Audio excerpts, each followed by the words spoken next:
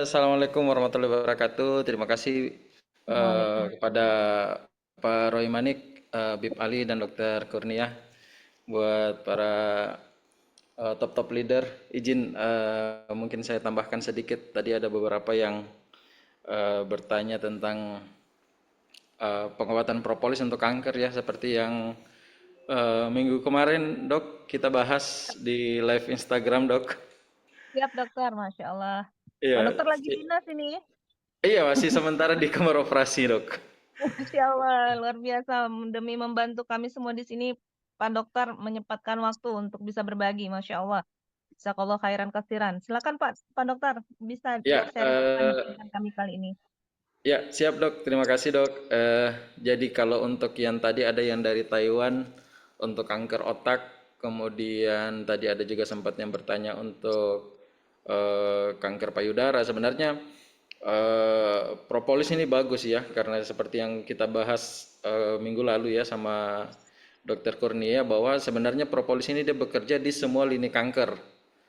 Kemarin itu sudah sampai dibahas di mau di kanker paru-paru, kanker otak, kanker payudara, banyak sekali jenis anti kanker yang dihasilkan dari propolis ini. Nah, saya setuju dengan Dokter Kurnia kalau untuk kanker-kanker yang sudah stadium lanjut sebaiknya dikombinasi dengan kemoterapi atau radioterapi. Nah, itu sangat bagus karena dia salah satu kerja dari propolis itu dia mempercepat proses penyembuhan. Apalagi kalau misalnya yang sudah stadium-stadium lanjut kankernya, maka dengan kemoterapi itu dia mempercepat juga penyembuhan, didampingi dengan kemoterapinya. Nah, untuk kasus stroke, untuk yang dari Ambon tadi, kebetulan ini sama-sama dari Ambon, saya dari Masohi, Kabupaten Maluku Tengah.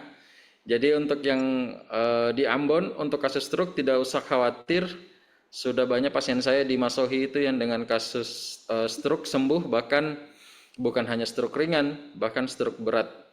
Kalau misalnya nanti ada waktu, mungkin bisa jalan-jalan ke Masohi. Ada pasien saya yang alhamdulillah sampai sekarang masih hidup. Itu namanya Pala Bandunga.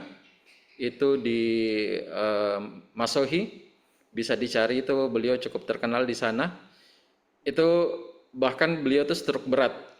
Ada yang pernah saya cerita ke Bib Ali waktu itu juga ke Dokter Kurnia.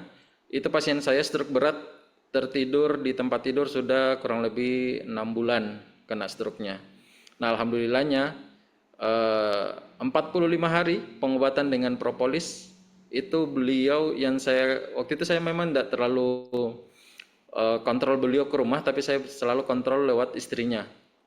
Itu 45 hari saya masih ingat 45 hari itu beliau sudah sembuh total dan bahkan sudah bisa bawa motor pergi ke kebun Alhamdulillah, Masya dari Allah. awal mengkonsumsi propolis. Nah, untuk dosisnya sebenarnya eh, semakin besar dosis yang kita konsumsi sebenarnya itu semakin besar juga eh, proses pemulihan. Jadi kalau yang saya baca-baca itu ada 3 proses ini sebenarnya yang di akibatkan dari kita konsumsi propolis. Yang pertama itu adalah proses detoksifikasi. Jadi proses detox itu selama misalnya pasien konsumsi propolis belum mendapatkan detox maka obat propolisnya itu dia bekerjanya belum maksimal.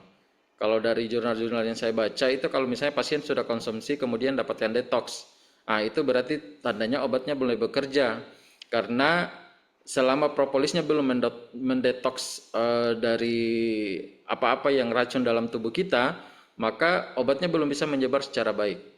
Kurang lebih seperti itu. Kemudian nanti setelah itu baru ada namanya proses perbaikan sel dan ini bukan penklaiman ya, tapi memang ini yang dikatakan oleh jurnal bahwa satu-satunya obat yang bisa memperbaiki kerusakan dalam tubuh manusia sampai ke tingkat sel itu untuk saat ini cuma ada di propolis.